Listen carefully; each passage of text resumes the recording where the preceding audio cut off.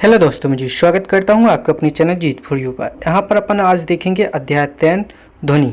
अपनी एडग्रेड अभ्यास पुस्तिका क्लास 8 की साइंस अपन सॉल्व कर रहे हैं। तो अपन ने अध्याय 9 तक देख लिया है। अगर आपने वो वीडियो नहीं देखी है तो आप डिस्क्रिप्शन में चले जाए, वहाँ पर आपको लिंक मिल जाएगी, वहाँ से जाकर आप देख सकते हैं।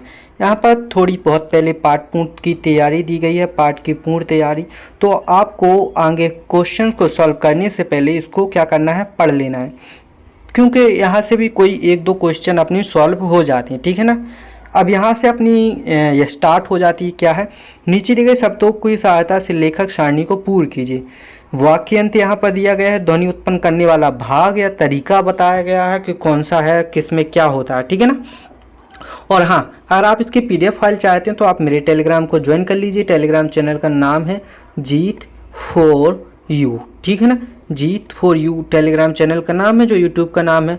लिंक आपको डिस्क्रिप्शन में इसकी भी मिल जाएगी। अगर ओपन नहीं होती है लिंक तो आप डायरेक्ट सर्च कर लेना जीत फॉर यू और कमेंट करके ज़रूर बताना। ओके, आगे चलिए। यहाँ पर तबला, तबला में क्या होती है, तनित झिल्ली। एक तारा, तनित तार होता है। ढोलक, तनित झिल्ली होती है। मंजीरा, छोटी छोटी प्लेटें होती हैं। घंटी में कंपन होता है। मृदंग में तनित झिल्ली होती है।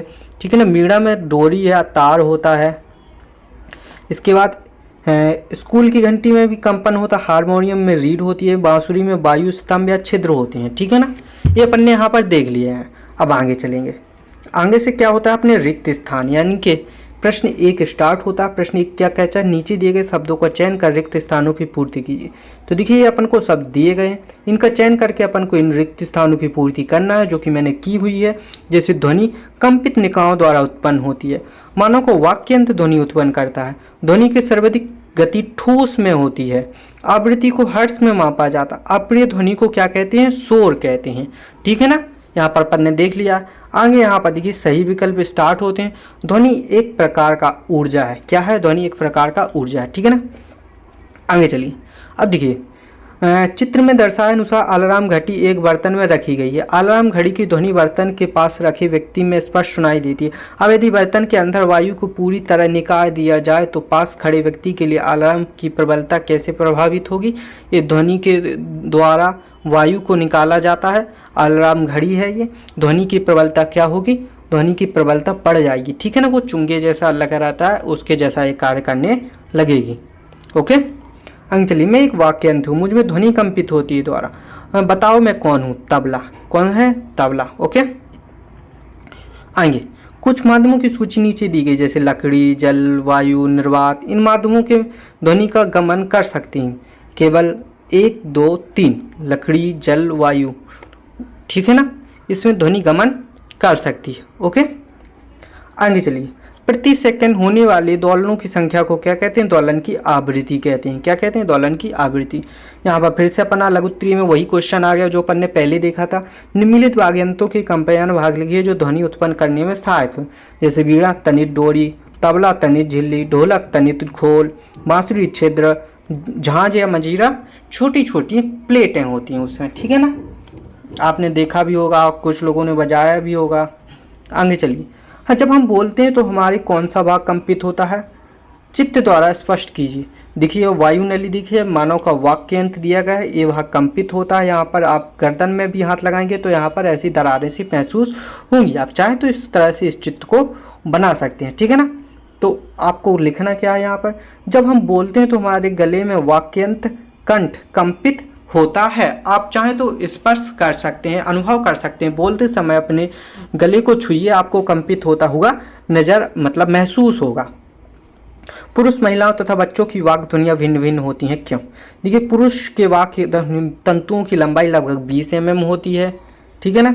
महिलाओं, इसके बाद देखिए यहाँ पर क्या है, महिलाओं इसकी लंबाई लगभग 15 mm होती है। बच्चों में वाक तंतु बहुत छोटे होते हैं। यही कारण है कि पुरुष, महिलाओं में बच्चों की वाक ध्वनियाँ भिन्न भिन्न होती हैं। ठीक है ना। आगे चलिए। मनुष्य कितनी आवृत्ति की ध्वनियाँ सुन सकता है। मनुष्य लगभग 20 हर्ट्ज से लेकर 20,000 हर्ट्ज 2000 हर्ट्ज आवृत्ति की ध्वनि तरंगों को सुन सकता है। ठीक है ना।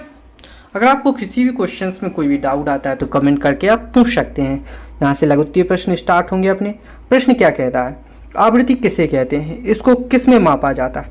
प्रति सेकंड होने वाले दोलनों की संख्या को दोलन की आवृत्ति कहते हैं। आवृत्ति को हर्ट्ज में मापा जाता है। किस में मापा जाता है?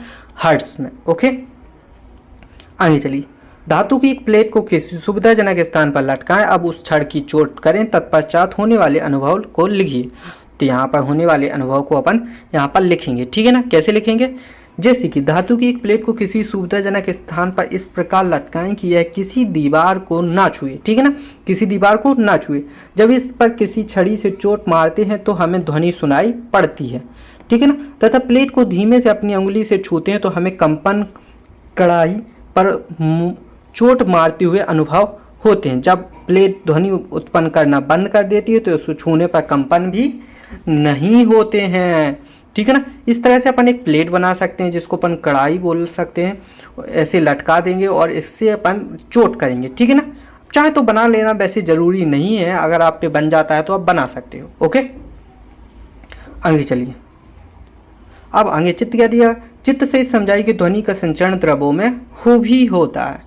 तो यहाँ पर पहले तो अपन ने चित्र यहाँ पर बना दिया है। इस टाइप का अपन चित्र बना लेंगे, ठीक है ना। और यहाँ से लिखना चालू करेंगे। एक बाल्टी अथवा स्नान टब लीजिए और इसे स्वच्छ जल से भरिए। एक हाथ में एक छोटी घंटी लीजिए। ध्वनि उत्पन्न करने के लिए इस घंटी को जल में हिलाएं। ध्यान रखिए कि घंटी बाल्टी या टब की दीवारों को ना छुए, ठीक है ना। बाल्टी या टब की दीवारों को नहीं छूना चाहिए। अपने कान को जल की सतह पर सावधानी पूर्वक रखिए। अब घंटी ध्वनि सुन पाते हैं। इससे पता चलता है कि ध्वनि का संचरण द्रवों में भी होता है। ये अपन ने क्रियाकलाप देख लिया, ठीक है ना। आगे चलिए। संगीत में ध्वनि शोर से किस प्रकार भिन्न है? वह ध्वनि जो हमारे कानों को मधुर या मीठी लगती है उसे संगीत कहा जाता है। एक अप्रिय ध्वनि जो कानों में दर्द पैदा करे वह शोर कहलाती है।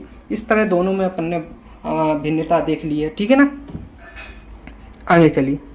देखिए अगला क्वेश्चन है अपना, ध्वनि प्रदूषण को नियंत्रित करने के क्या उपाय हैं? ऐसे उपकरणों का निर्माण करना जो शोर या ध्वनि की तीव्रता को कम करे। ध्वनि अवशेषकों का प्रयोग करना। पौधों को लगाकर भी ध्वनि प्रदूषण को कम किया जा सकता है। इस तरह से अपन ध्वनि प्रदूषण को कम कर सकते हैं, ठीक है ना। आगे चलिए। यहाँ से अपने दीर्घ उत्तरीय प्रश्न स्टार्ट होते हैं। अपना प्रश्न क्या कहता है? ध्वनि प्रदूषण क्या है? ध्वनि प्रदूषण के प्रमुख कारणों को सूचीबद्ध कीजिए, ठीक है।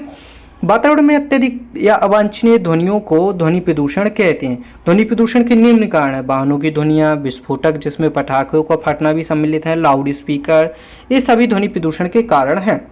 अब क्या करना है अपन को? यहाँ पर देखिए मानव कर्ण का नामांकित चित्र बनाकर इसकी कार्य प्रणाली समझाइए। यहाँ पर मानव कर्ण का चित्र बना हुआ है, ठीक है ना। एक कर्ण पटल दिया गया है यहाँ पर। इसकी कार्य प्रणाली अपन देखेंगे। अब देखिए ये रही अपनी कार्य प्रणाली।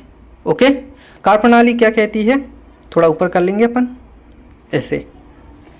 कान के बाहरी भाग की आकृति की फनल जैसी होती है। जब ध्वनि इसमें प्रवेश करती है तो यह एक नलिका से गुजरती है जिसके सिरे पर एक पतली तनित झिल्ली होती है। इसे कर्णपट कहते हैं। कर्णपट एक तनित द्रवण की सीट के समान होती है। ध्वनि के कंपन कर्णपट को कंपित करते हैं। कर्णपट का कंपनों को अंदर कर्ण तक भेज देता है। वहां से संकेतों को मस्तिष्क तक भेज दिया जाता है। इस प्रकार हम ध्वनि सुन सकते हैं, ठीक है ना। यहाँ से अपना प्रोजेक्ट 1 स्टार्ट होता है। प्रोजेक्ट 1 क्या कहते हैं? कम से कम 5 प्रसिद्ध भारतीय संगीतज्ञों के नाम द्वारा बजाए जाने वाले वाद्य यंत्रों की सूची बनाए, ठीक है ना।